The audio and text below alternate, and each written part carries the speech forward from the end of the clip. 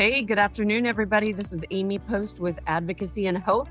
Thank you for spending a little bit of time with me. I always appreciate anything that you can give, your support, and especially your time. So, really just kind of want to talk about some additional things that I never had the chance with this guest. Time goes by so quickly when we're on these podcasts. It's one of those things I just want more and more. So I'm doing a little bit of what are they up to now after I have had some guests recently on the podcast, and many of them just continue to excite me and just give me passion and just fire in my belly of just being able to do better things. And so just surrounding myself with amazing people is what I've really tried to do lately. So my guest today, again, as I had him on a few months ago, is Matt Drinkhahn. And Matt is incredible. If you don't follow him, definitely do. It's Matt Drinkhahn. You can follow him, Eternal Optimist. He is a father, a husband, an author, a podcast host, an advocate, and an adventurer. And I love all of this because I couldn't put down the book. I couldn't down the podcast. I couldn't put down, I think you had one podcast on your newly, adventures that you went on. So we could spend probably all day doing this. But Matt, welcome again. I'm so glad to have you on my podcast. I just absolutely adore you. Oh, thank you, Amy. And it's a real pleasure to be here. And I am really excited for a couple of reasons. One, right here in the moment, you said my name right. And even people that I've known for years sometimes get the last name wrong. So Drinkhahn is right. So thank you. And we just dive in. I was thinking about things that I'm really grateful for because something really interesting happened last week. My friend and client Scott was in town and was incredibly excited, this taxi driver, to live here in the United States, to drive a taxi, because where he came from in Haiti, yeah, there were no jobs in his area.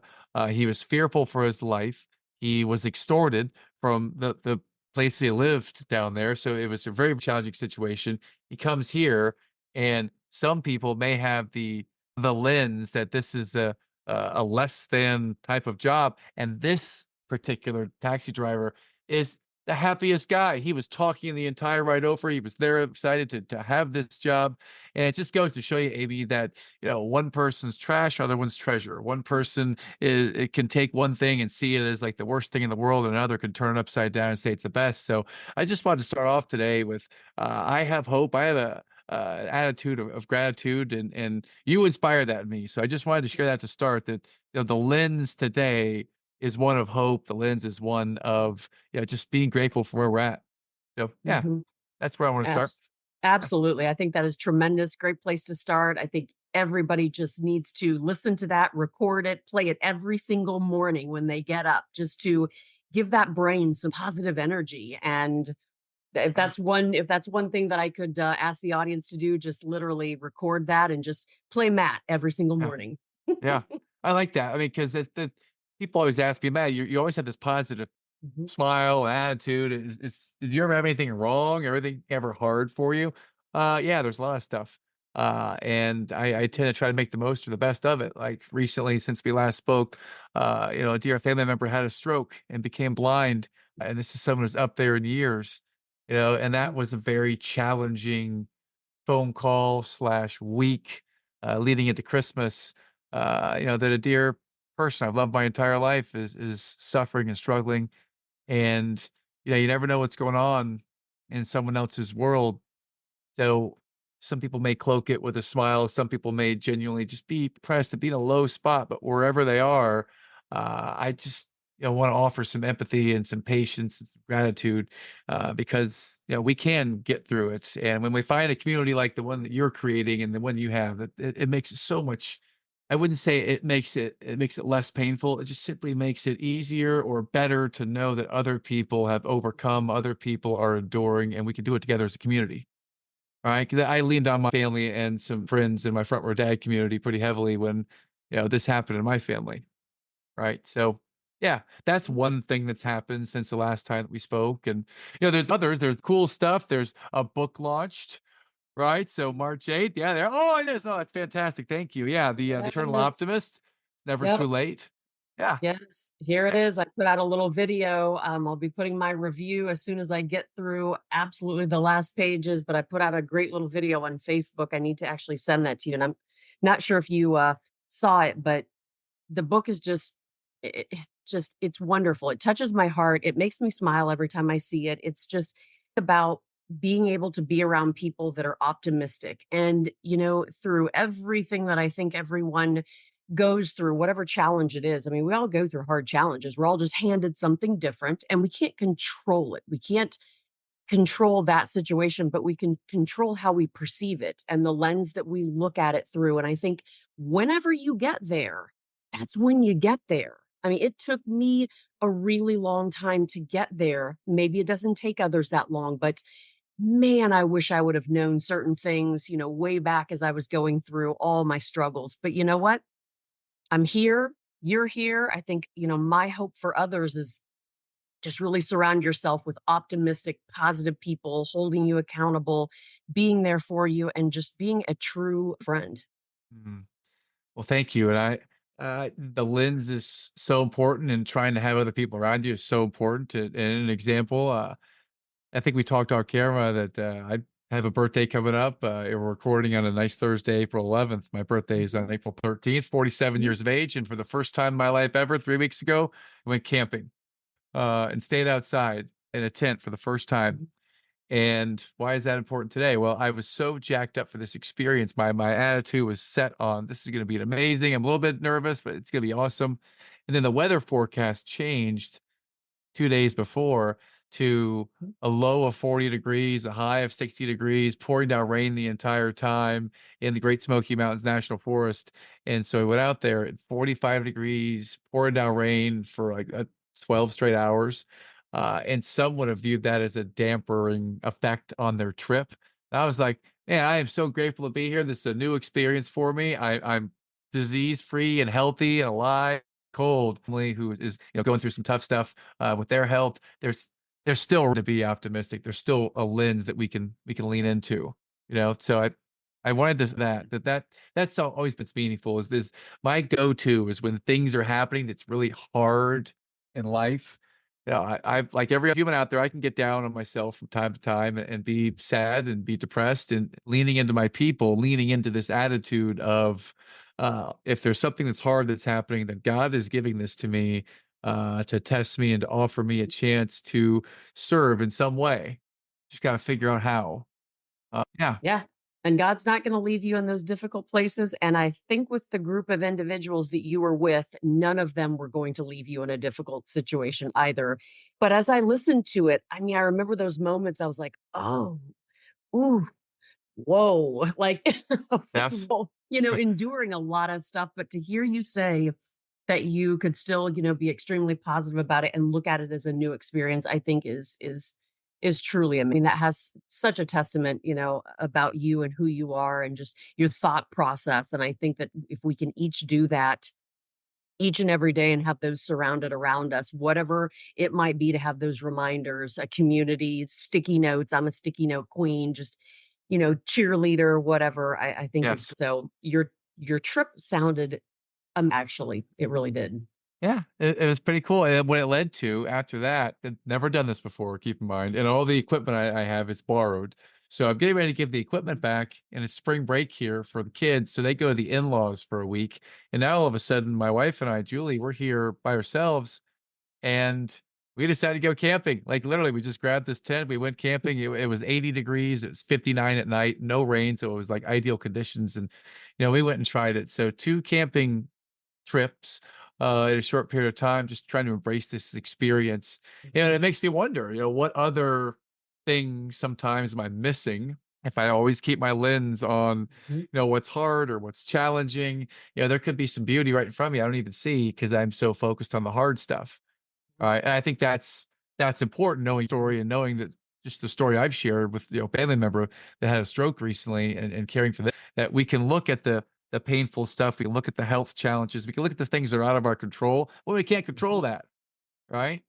Can't control that at all. So I've got to do my very best to show up well for my family strong, but also if I have a moment of perceived weakness or just I need to let the emotion out, I want to know I've got some people I can share that with. And I'm glad that you have built a community Mhm. that we can do that. Yeah, it's great. And Matt, one of the things I try to mention on some of the podcasts, but I remember going through the tough times and having friends and having those that we knew and, reaching out to them and asking them how they were doing. And they'd say, oh, I'm fine. My situation isn't nearly as bad as yours. I think just getting over that hump of knowing that we're all facing challenges, it doesn't matter Yeah. what that challenge is. I remember feeling defeated when people would say that to me because I felt one, a little isolated, and two, I felt, why would they feel that way? Their challenge is important too. And whatever you haven't gone through, today it'll make it easier for what you'll go through tomorrow. And I think just like you said, welcoming those adventures, those changes, word for this year, change. And Mm, being able to just lean into that ability to change and think it's a good thing, but also just share those stories. So I love it that uh, you're sharing it. And I think that just being able to offer up that is wonderful, but I yeah. think to anybody out there that doesn't feel that their story is worthy or somebody else has it more difficult, man, I just want them to put that out of their head. Yeah. Yeah. Oh, you brought up interesting exercise, like what's the word of the year for you? And my wife and I just exercise together, and we figured out our word for the year is surrender.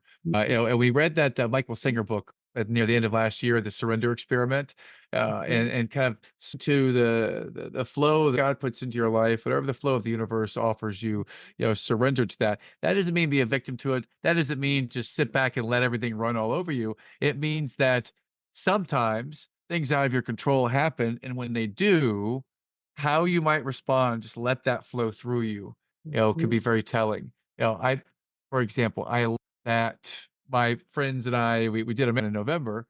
Right. So, of course, to continue with this reclaiming the glory days and getting in great shape, I did a Spartan race this past weekend.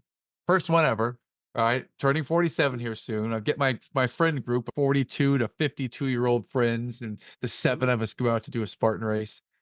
Amy, we're there on the seventh obstacle, and I knew that out of the 20 obstacles, I was going to skip three of them. I was going to skip the monkey bars, so I skipped them. One of my friends, the youngest guy in our group, 42-year-old, he went up to do the monkey bars, and he grabbed the third one, and he had enough, and he fell to the ground or dropped to the ground. But he landed on his knee and tore his MCL and tore his ACL. Right?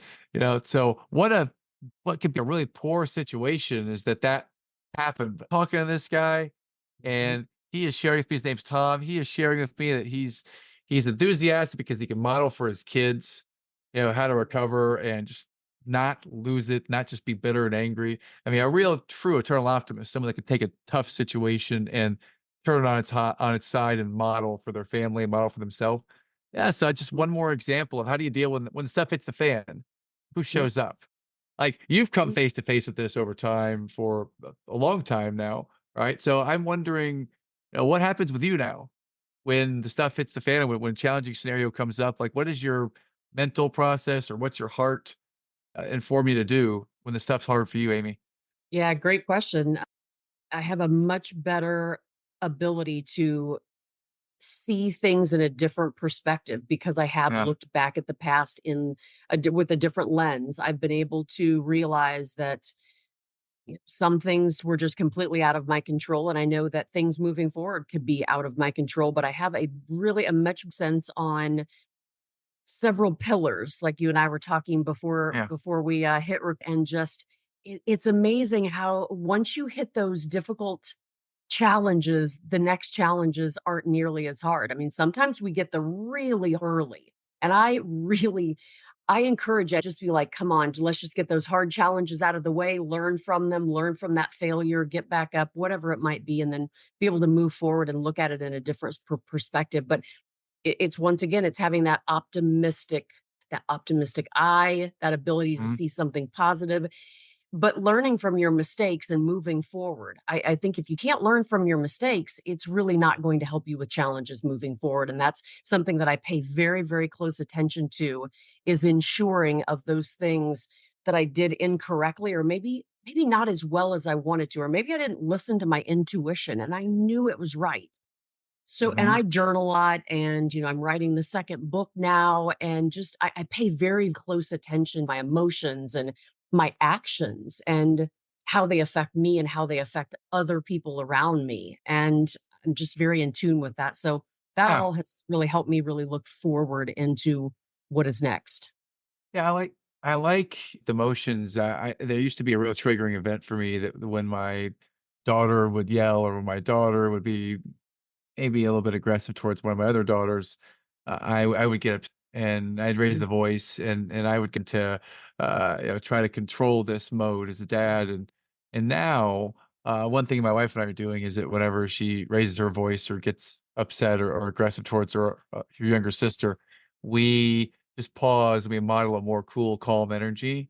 We've been doing that now for a few months. We read a book called Hunter Gatherer Parent last year, and then we read Good Inside by Becky Kennedy, and we found that yeah, just modeling that energy for her outbursts are fewer. They happen. We're imperfect, but they're few Mhm. and far between, and that's been rewarding. What you said is it's just paying attention to our emotion. Is it getting the best of us right now and causing us to get angry and or are we through that and managing that to the best of our ability? And that's been very helpful for us. Yeah, Mhm. for Julie and I to manage that with our daughter. That's awesome. Yeah, Let's get into a little bit about the book. I'm really curious to see, what your thoughts were on why you wrote it. I mean, I can all day long be like, well, you have a successful podcast, you are the eternal optimist. And then of course a book just always comes next. Book is not easy. I always tell people writing a book is not for sissies. I mean, it just isn't. got that right. Yeah. I want to ride out there, clear the air. It is not like Matt just sat down and be like, hey, I'm gonna, write a bestseller book and it's just gonna be easy breezy and take care of my family. Oh, and nurture my marriage and work my business and my podcast and everything. So every time now, and I have so much more respect for authors now because I wrote my book, but I always want to know, why did you want to write a book? And then I have several questions after that. But Certainly. what prompted you to write the book? How did it come about? Well, I'll start with the ego-based part first, is it was always on my dreams list to write a book.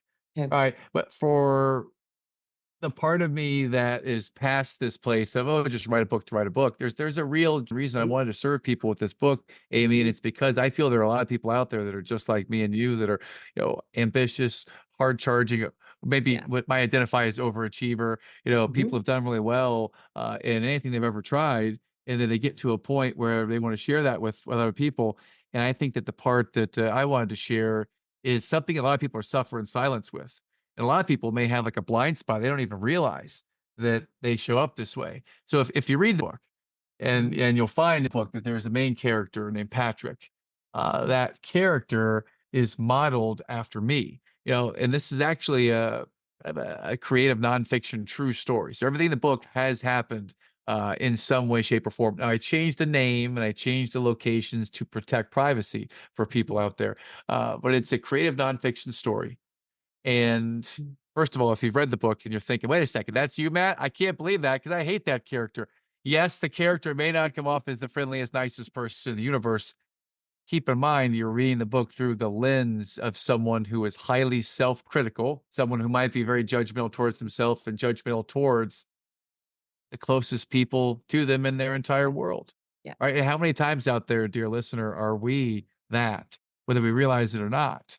That we put on this face when we're out in public, but we get home, sometimes we let let our guard, and we're around the people that we care about the most, and they may not always get the best of us. So from time to time. So I wanted to write a book that would highlight that there is this person that actually is good down inside. They do have a positive slant to things, and simultaneously, they might not be able to always see things through the lens of others. So they might come off as a little bit cold, or it might come off as a little bit maybe inattentive or not paying attention. That's the farthest thing from the truth. They really genuinely care. They don't know how that shows up through the lens of other people. Mhm. So if there's anyone out there listening that is in a serious relationship, or they're married, or they're in a business relationship with a boss or a peer or an employee, if they're in a relationship with someone in your church or someone on a team or organization you're a part of to volunteer, and every once in a while, that person just rubs you the wrong way and you're not able to figure out or articulate how or why, this might be a book for you because this is through the lens of someone who is unintentionally rubbing people the wrong way because of their own inner narrative. So, how many times does your own inner narrative hold you back, dear listener? And you don't even know it. Like, I have a client right now who they grew up, they were a teenage model and they grew up to be in the fashion industry. And they literally, if you look at it, they're like studying, they're one of the best looking people and they're successful and they're wealthy. And in our conversations, we're talking, their insecurity is that they don't feel like they're good looking. Their insecurity is they feel like if they don't keep working, they're going to be broke and poor tomorrow. All right. Isn't it interesting that somehow sometimes people's things that you see publicly may be like the badge of honor, but internally it's an insecurity. Right. So I want to bring in this book, I want to bring that to life. I want people to be able to see that it may not always be inside, what it may appear to be outside, and just getting in touch and being able to see how you show up. I think that's one of the lessons I like to illustrate in the book. So I'll pause at that, but that's the first that comes out with the book. Yeah. I Yeah. think that's fantastic. And I do understand all that, and I think that's really cool, and I love the perspective that you wrote the book. I think that that will really a lot of people, and I think a lot of people will be able to relate to that. So that's super cool. Yeah. So, well, yeah, I mean, let's keep going. How did you feel when you were finished writing it and then it was done and you couldn't turn back, you couldn't change things? How were there moments you were like, "Oh," what did that like? I know what it felt like for me, and I always ask that because, sometimes you're like, "Man, I don't know, how did that come across? I could have changed that," but at some point you just gotta, be happy with what you have put out there. Well, at first, I want to say that this whole process of writing a book, Julie, my wife and I were reading that book, The Surrender Experiment. So we were getting close to this place where we were letting go of what the result might be, letting go of what the feedback might Mhm, be. And my editor said to me, Mac, just get ready for your first 3-star or 1-star review. It might be scathing and it might hurt your feelings, and it's going to be totally fine. mhm, So I was and I saw it. I got my first 2-star review, and it was in there and said that it was much younger that said that didn't connect with them. Okay. mm, And just being able to receive that feedback from a stranger was something that they prepared me for well. So that was going through my mind is what people are gonna mhm, think. Right. And someone yeah, asked me once, Amy, they said, "Man, how are you gonna know this is successful? What does success look like?" And for me, success is very simple in the book. It is someone calls me or someone message me or someone puts a review that says that this is exactly what they needed to hear and it was helpful for them. mhm, And I've gotten a few of those so far, so that has made it worthwhile. I mean, if I'm lucky, maybe at some point this book can, make up for the financial investment. I didn't do it for that, mhm, right? That's a nice side benefit to it if should that come to fruition. But really, I wanted to help the person that is the recovering perfectionist that does think they're doing it all for the benefit of their family and everyone around them. And they're not able to see through everyone else's lens. So they come off as very selfish, maybe even narcissistic from time to time. And that's not their intent. They just didn't know it. mhm, So, yeah, I think that's the first answer is that that's why the book and that's, how it felt to get started. And now even, reviews come in and as people offer feedback, it's still kind of a little bit surreal that there's a book out there. And yeah, I think it's something that my daughter, who's 7 right now, I've got 3 of them, but my 7-year-old, she's sitting with me at karate last night while her sister's doing the class. I look down, I snap a picture. She is writing in her own journal, and she has done what she calls her own book. She's on book 2, right? So this is kinda cool. She's asking me questions, "Can we publish my book?" And I'm like, "Yeah, let's figure out a way to do that." So that was also mhm, a side reason that I was hoping might kinda catch Amy. It was they see they might try to model it. So, one of my daughters, at least, is writing a book right now. So that's I cool. love it. That was the nice thing. Yeah. Yeah. Yeah, that was gonna be one of my questions of, what did your family, feel like? How did that work out for them? I know, it can go all different directions. Every day is something different. Well, it's interesting because I'm laying in bed like a month ago when it came out on March 8th. So we had a couple of advance copies, and my wife's laying there. We're laying there at midnight, and she's on chapter 5, and she leans over and she says, "Is this me?" And she asks if she is Kayla, one of the love interests that Patrick eventually has. And she says, "Is that me?" And I'm like, "Yes." And then when she finishes the book, she says, "Oh my God, I can't believe it. Was I that close to leaving? Is that what you thought?" So someone asked me that in a book club the other day. They said, "Did your wife almost leave you?" Right? And I said, "Well, Mhm, you gotta realize the narrative of this recovering perfectionist, mhm, that she's mhm, gone, she's left. Did she physically take the kids and leave and go to the parents' house and walk away to spend months and months apart? No, we did not. This mhm, is the inner narrative that stemmed from a conversation we had where I was taking it very literal. And that mhm, was a turning point conversation where I felt that, for long enough have I not been able to really listen and see it through her eyes. I've got to change now. Isn't that true in life though? mhm, When we hit what some could say is a rock bottom, that many times is the impetus for change. And that was the impetus for, me changing the way that I showed up for my wife. In that one conversation and the way that my mind played it out from there. Yeah, I'd say that it was a big impetus for, and yeah, playfully, she brought that up to me when she read and finished the book. So, yes. Yeah. mhm. I think that's great. It's interesting that she's like, "Is that me?" Yeah. That's wonderful. Yeah.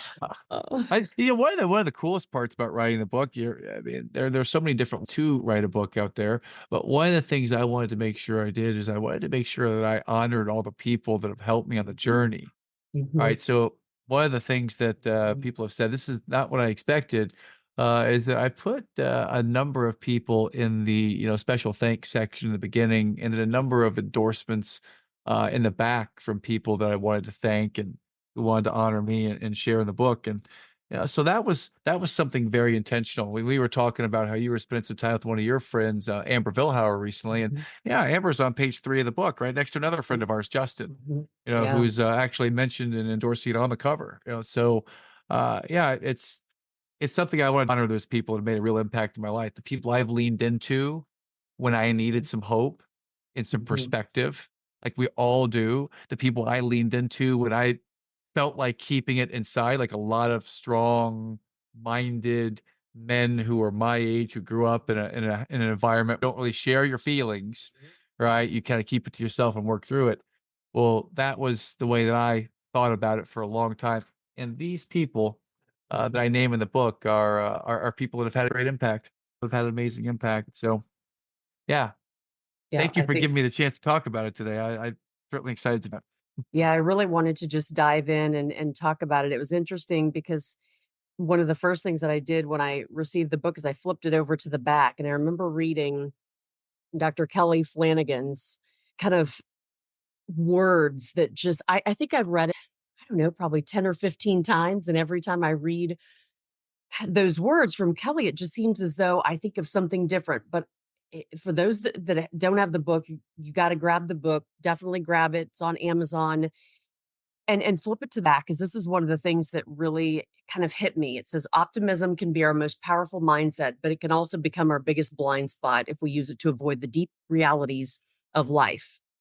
I was like, Yeah. "Wow," and I read it over and over and over, and I don't know if everybody out there understands what that means, and it'll probably mean something totally different, and then you'll think about an experience in your life where maybe you're like, "Okay, that makes sense, and I can see that." But what a powerful statement, truly powerful. Yeah, and that's I think that the of that, if you're Mhm, someone that calls yourself an optimist and all you do is see positive and you ignore mhm, what the challenges in front of you, I might call that toxic positivity. It all it is mhm, positive no matter what. mhm, That's not what I call eternal optimism. Eternal optimism is having an engine or a way that you can always learn from the stuff around you. So my optimism stems from I want to see the positive in the situation. If, for example, look at 18 years ago, my father passed away. There's nothing positive about that day. It's the worst day of my life by far, easily. And now in retrospect, there are positive things that have stemmed from that tragedy. The positive is that I'm closer to mom. The positive is that, I've had an ability to share a story and help other people go back and connect with loved ones in their world that they've been, estranged for a number of years. Because again, it's never too late, to reconnect. So I think that eternal optimism is a step forward from what some might call optimism, in that we learn how all the time, no matter what's coming at us, we learn how to strengthen, we learn how to lean into this challenge that we're facing and show up in a new and evolving way all the time. And have some patience and grace with ourselves because we're not perfect and stuff gets hard, right? It's challenging sometimes. That doesn't mean we can't learn from it. That doesn't mean we can't model for our families, for others, how to be. It also doesn't mean we can't, occasionally break down and have a tough time because that's life. Um, Mhm. as we're talking about this serious subject, I've got a big smile on my face because I flipped through. I'm actually on page 7, and I remember that I wrote down Eric Post's name in here as one of the people I thanked. So Eric, of course, is in here. I remember the first time I met him and had a good conversation with him. By the way, I had to guard him in basketball, but I'm taller, so I wasn't too intimidated. But he boxed me out a couple times. Yes. So Mhm. yeah, the entire of honoring all the people that have been a part of the support group. I might ask the listener to do this. You know, grab your pen and paper if you're not driving and jot down like who are the one, two, three, four, five, between 1 and 5 people that if you feel you're having a tough time, then you just pick up and text. You just pick up and call, Mhm. right? Because there are people out there, if you're listening to this show right now, there are people out there that you can reach out to that won't judge you, that won't or delete the call. They'll be there for you. Mhm. And you may have trouble coming to that realization or picking up that phone. Uh, but trust me, try it. Find those 1 to 5 people you can reach out to. If you feel a moment of weakness or a moment of emotion, you need some support, you know, search for this inside of your community here, Amy. Search inside Amy's community, but there is someone out there you can reach out to. And the people I reach out to are the people that are listed special thanks in this book. So I wanted to highlight those people. And you named Kelly Flanagan. I'm actually having him on the show tomorrow for the second time to talk about the book, and he's one of my favorite authors. Yeah, so he's got some out there himself. Yeah. I love it. As I look at individuals again that you had mentioned, and many of them, and I think it's interesting because I could live through, my husband Eric vicariously after he would come home from the front row dads, and it was just so exhilarating. And I hadn't really found, groups like that, and I'm now finding more. But I'm also Yeah. opening myself up, now after being through a lot of trauma and figuring that, my story is worthy and people will care, and they have shown that they care and they know, and that's kind of enabled me to find different things. But I remember when he would come home and I'd be like, "Tell me all about it." And these just brilliant, amazing individuals, these great stories, these people that just I'm like, they're not human. They're just these amazing individuals. The positivity and the optimism and helping each other and being there and having each other's back, and no matter what, it's such cool individuals. And I think that we all need to strive to find a few of those individuals because they are out there. And I think that if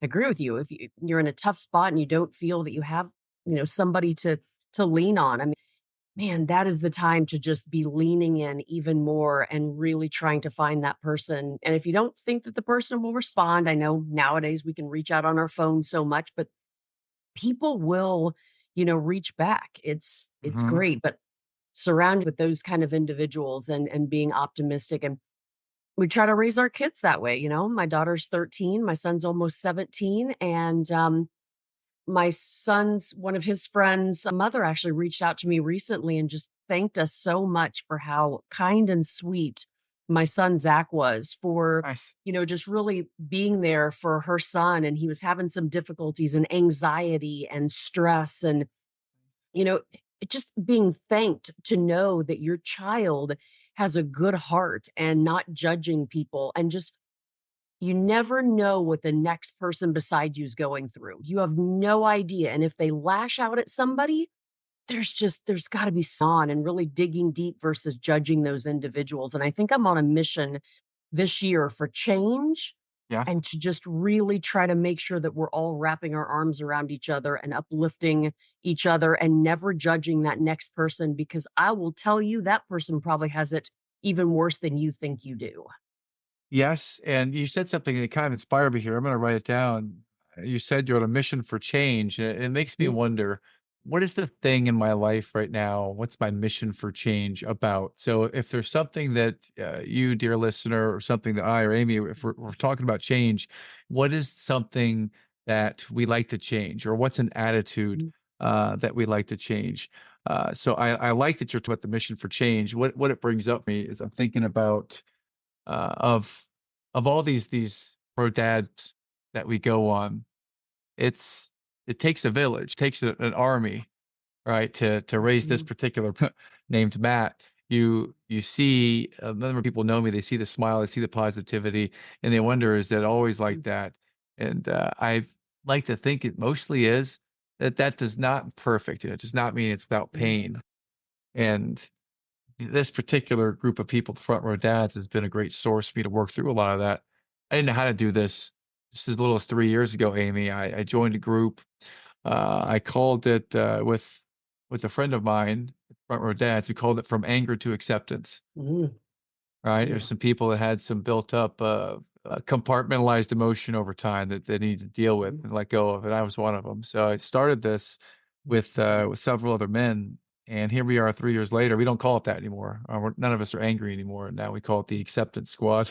And just to goes to show you that, even if you think you're talking to someone who's polished and proper and they got everything going for them and it's all positive, it's all mhm, right, everyone's got stuff. Everyone's got a challenge. Everyone's got some stuff. So I would, again, mhm, strongly encourage our listeners.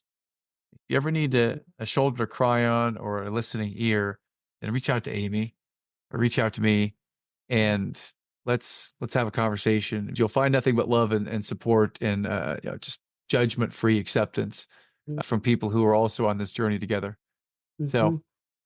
yeah, thought I'd Yeah. throw that out there. But you inspire. Thank you for I love sharing it. that. Because what's the mission for change that we're on right now? Mhm, If we're in a tough spot emotionally, then what's the mission for change there? If we're in a tough spot in any of our relationships, then what do we need to own? And what's our mission for change in ourselves mhm. first? Yeah, these are things that up. So thank you for bringing that Yeah. up. And I want people to look at it as a positive thing versus having some, negative stigma. You can Google, change and why people don't want to change and things like that, or what's the most difficult things for people. And I think change is right up there at number one, like changing themselves, changing their thought process, changing their heart. And it's really interesting of I think it has such a negative persona. We just don't want to change because we're just doing what we're doing. But I ask people to think about why you're doing what you're doing. And if you're still trying to do the same thing and get a different reaction or answer, it Yes. might be time to just put a positive, optimistic spin on it and see what we can do a little different. And I had the opportunity once again to really look back through these, almost 10 years now of my life. And I remember in that hospital room just begging God to just change our situation, just change it. I'll do anything. Just put me back where I was before that I heard that diagnosis. And I remember now being able to look back and go, that would have been the worst thing that could have ever happened to me if God would have placed me back in the same place that I was, because I wouldn't have the ability to be the person I am now and have made all Yes. those amazing changes to move myself forward into the person that God chose to be and God really knew that I was supposed to be. So I think I just want people to lean into that positivity of change and Yes. put a goal of wanting in a change. And it doesn't have to be huge steps, baby steps in making that change. But whatever it is, just really go into it with an optimistic, positive thought process. Yeah. As you're sharing this, I'm reminded of the old, I think it's Chinese proverb. I'm totally gonna mess this up too, by the way. So just have low expectations here, listener. I remember there was this time. You'll probably know it when I start to speak it. There's a story one time I heard where there was a man, a farmer, who he had a son who were tilling the land, and his son fell off a horse and he broke his leg. And the man thought the son was like all sad about it. He thought this is the worst that could possibly happen. And his dad was like, "Well, give it time and we'll see." Mhm. And then later on that week, the army came by, conscripted all of the in the village to go be soldiers. But the son couldn't go because he had a broken leg, so he got to stay, and all of his friends died at war, right? And he said, this too, just let time pass. And every scenario, if you play it out and go forward in time, and we don't know what's going to happen behind the scope right here. What's the narrative that's going on? Is it one that this is going to be an opportunity to serve, an opportunity to move forward, right? Or is this one that's going to be my demise? I mean, to be kind of morbid about it, right? It's really up to you. It's up to Mhm. you. So Yeah. Yeah, that's probably great. farther away than you think you want to be. Probably, yeah, you're farther away than you want to be, but you're actually closer than you think to the solution or to that next positive event. So hang in there, dear listeners. Never too late. Mhm. Never too late. Yeah, and I think sometimes, what we think can be just a misunderstanding in our mind, Yes. miscommunication with our brain. I think we can sometimes be our demise, if we let it be. I know even speaking, with my good friend Amber, and her book came out, and me reading it and then looking at my own life in the last 10 years and the way that I saw things and how maybe they didn't happen exactly the way that I thought that they did. But being able to, I think, analyze those types of things, first and foremost, put that positive spin on it, but really just Yeah. kind of dissect it a little bit is just, it's showing maturity and ability to change and just dig in a little bit. And I know it's not easy for people, but I guarantee you it'll push you forward to a place that you've never even imagined that your life can be. And the people that you will have gravitate towards you and want to be with you and near you, and it's just gonna just rock your world. And I'll say Yes. it again, I think change is gonna be my thing this year, but surround yourself with the people that you wanna be like and that will better you and push you and encourage you, but hold you accountable. And accountability was something that kinda teetered in my life, and being optimistic all the time when I kept just getting that 1-2 punch down to the floor and didn't think I could get up. So I wanna, probably along with you, encourage everybody to just keep getting up and keep thinking optimistic because it will bring that best outcome. I guarantee you it will. Mhm. Absolutely. I couldn't have said it better myself. And I'm actually, again, taking notes. You got a lot to say that's good. So I take some notes on this stuff. This is good stuff, Amy. Thank you. You had me on the show today, but I feel like you just offered so much value in your story right there. Well, I It's appreciate it. good. I mean, I think everybody should definitely grab a copy of The Eternal Optimist by Matt Drinkhahn. Grab it on Amazon.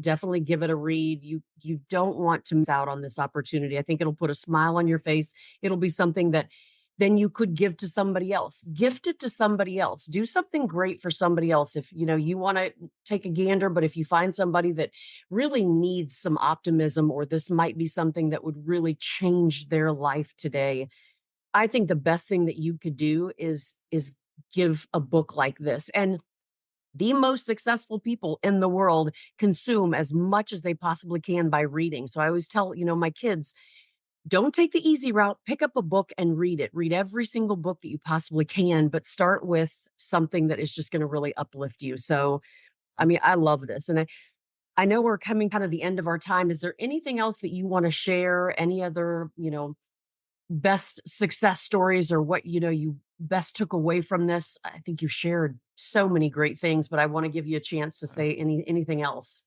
Well, I thank you for offering a platform which we can share the things in this book with the world. And I would share this, that if you're a listener going through some type of challenge and you want support with it, then get a Mhm. couple copies of the book. Get one for you and get one for the person closest to you and read it together.